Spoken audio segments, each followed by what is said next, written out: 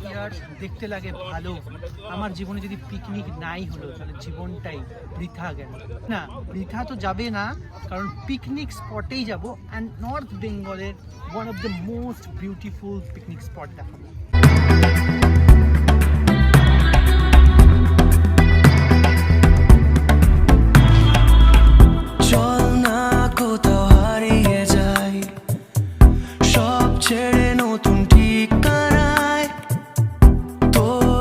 শিবের মূর্তি রয়েছে,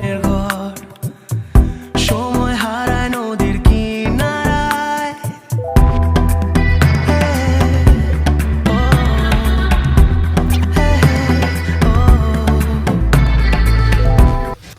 এই স্পটটাতে পৌঁছাতে গেলে কিন্তু তোমাদেরকে প্রথমে লঙ্কাপাড়া আসতে হবে, যেখানেই থাকো না কেন, সে কুচবিহার, আলিপুরদুয়ার, মাথাভাঙ্গা হোক, কিংবা জলপাইগুড়ি, ফালাকাটা, ধূপগুড়ি, শিলিগুড়ি, ডাবগ্রাম, যে এরিয়া থেকে আসো না কেন, প্রথমে কিন্তু তোমাদেরকে লঙ্কাপাড়া আসতে হবে। আর লঙ্কাপাড়া অনেকভাবে আসা যায়, আমি রিভার ব্রেড ক্রস করে এসেছি, রাস্তাটা একটু দেখে নাও।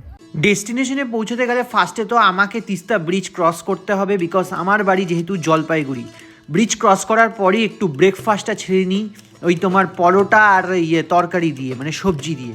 দেন রওনা হই আবার ডেস্টিনেশনের উদ্দেশ্যে, ধূপগুড়ি, গয়ারকাটা, দেন বীরপাড়া হয়েও যেতে পারো, বীরপাড়া হয়ে দলমোড় হয়ে, আবার আমার মতো মাদারিহাট হয়ে, টোটোপাড়া হয়ে, রিভার ব্রেড ক্রস করে দেন যেতে পারো। আমি একটু গুগল ম্যাপের ভরসা বেশি করে নিয়েছিলাম, তাই আমার সাথে এরকম একটা স্ক্যাম হয়ে গেছে। এই রাস্তাটা মানে একটু তোমরা অ্যাডভেঞ্চার ফিল নিতে হলে এই রাস্তাটা দিয়ে আসো, একটু ভালো ভাইবস দেখতে হলে এই রাস্তাটা দিয়ে আসো, কিন্তু শর্টের রাস্তা হচ্ছে বীরপাড়া হয়ে দলমোড় হয়ে।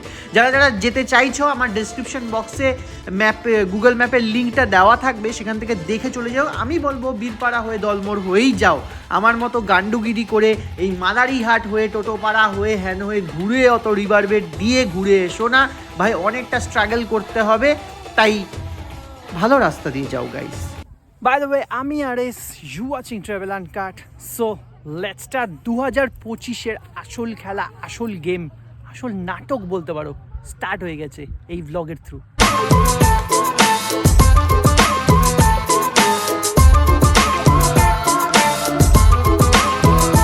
অনেকদিন পর পাহাড়ে আসছি, তাই পাহাড় দেখার সাথে সাথে না মনটা, মানে শরীরটা কেমন একটা করে জানি। ও, শরীর বলতে মনে পড়লো, বাই দ্য ওয়ে, এই সিলভার কালারের জ্যাকেটটা পরে আমাকে কি সেক্সি লাগছে, নাকি ওই চাঁদে যাওয়ার অ্যাস্ট্রোনটের স্যুটের মতো মনে হচ্ছে? ডেফিনেটলি কমেন্ট করে জানিও কমেন্ট সেকশনে। এই লঙ্কাপাড়া পিকনিক স্পটটাতে কিন্তু মানে একটা সাইডে ছোট্ট পার্কের মতো করা আছে, ভিতরের অ্যাম্বিয়েন্সটা বেশ ভালো, 10 টাকা করে টিকিট নিচ্ছে। আর পাহাড়গুলো দেখে তো আলাদাই ফিল হচ্ছে, অনেক দিন পর পাহাড়ে রাইড করছি, আর নতুন বাইকে নতুনভাবে রাইড করে নতুন করে জার্নি শুরু করেছে ট্রাভেল আনকাট 2025-এ।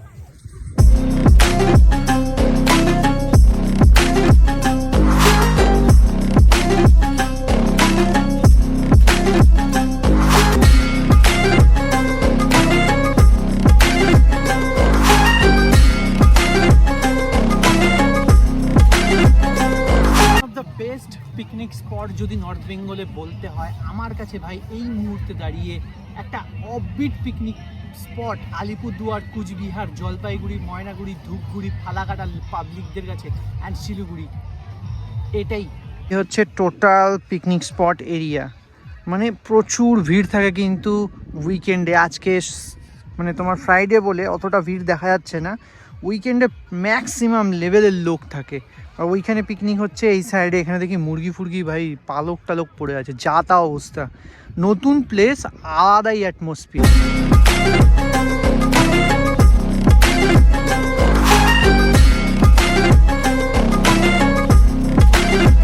পিকনিক স্পটে এসে যদি কিছু খাওয়া দাওয়াই না করো, তাহলে তো ভাই পিকনিক স্পটে আসাটাই বেটার। ভাবছিলাম তো মাংস ভাত খাবো, কিন্তু এখানে তো মোমো দিয়ে কাজ চালাতে হবে, পাহাড়ি এলাকা না, মাংস তাহলে মুরগি নিয়ে আসতে হবে বা পাঠা নিয়ে এসে এখানে কেটে খেতে হবে।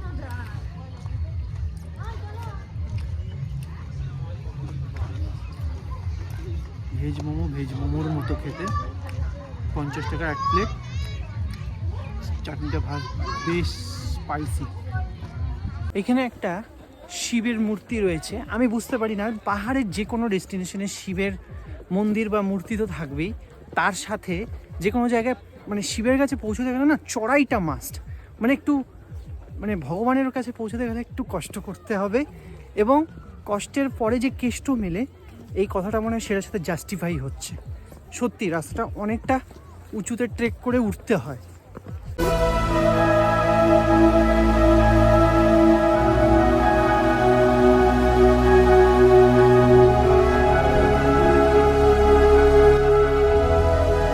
শিব মূর্তিটার কথাই বলছিলাম, যেটা উপরে এসে তোমরা কিন্তু দেখতে পারবে, আলাদাই ফিলিং আছে কিন্তু উপরে কষ্ট করে আসার পর। এখানে কিন্তু ম্যাক্সিমাম লোক আছে আর ক্রাউডে ভরা পুরো প্লেসটা, আর পিছনের বিউটিটা জাস্ট একটা হ্যাভেন লেভেলের বিউটি।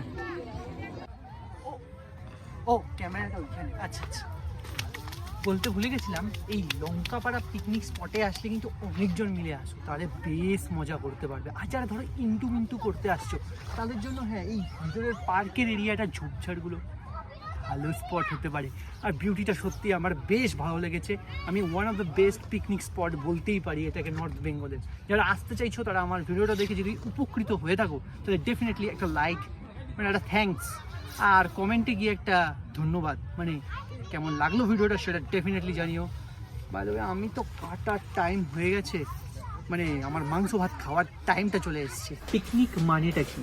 পিকনিক মানে হচ্ছে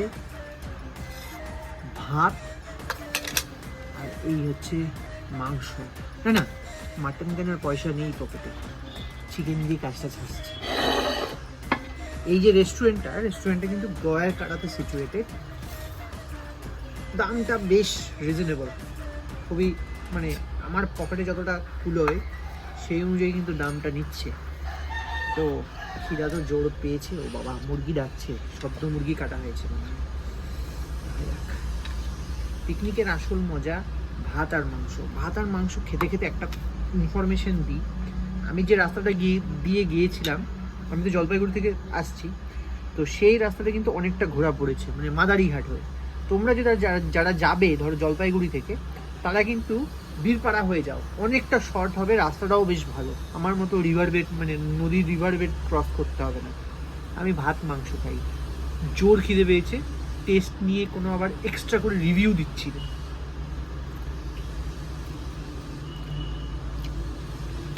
সাথে গ্রিন স্যালাড।